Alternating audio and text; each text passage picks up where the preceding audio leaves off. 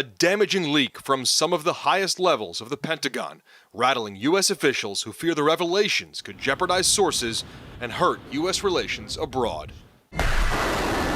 Among the 53 classified documents reviewed by CNN, a detailed look at key shortages in Ukraine's air defenses and battlefield assessments with the war in a critical phase and Ukraine preparing for a counteroffensive.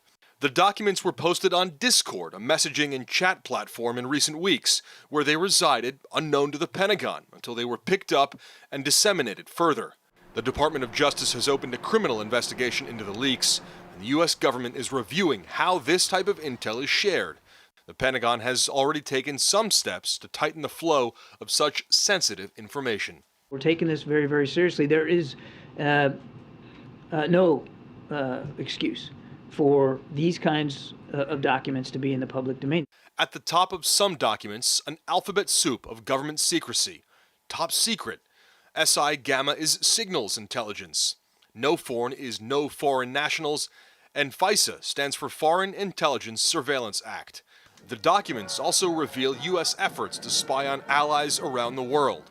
A CIA intel update from March 1st says Israel's spy agency, the Mossad, advocated for protests against the government. The Israeli Prime Minister's office said the report was without any foundation whatsoever. Another document has information on internal deliberations within South Korea to sell artillery ammo that could eventually go to Ukraine. The report came from Signals Intelligence, which includes intercepted communications, and drew backlash from Seoul. 미국 최고의 정보기관이 We strongly regret that the top U.S. intelligence agency had been illegally spying on allies like our country. We strongly demand a thorough investigation and urge that similar incidents do not occur.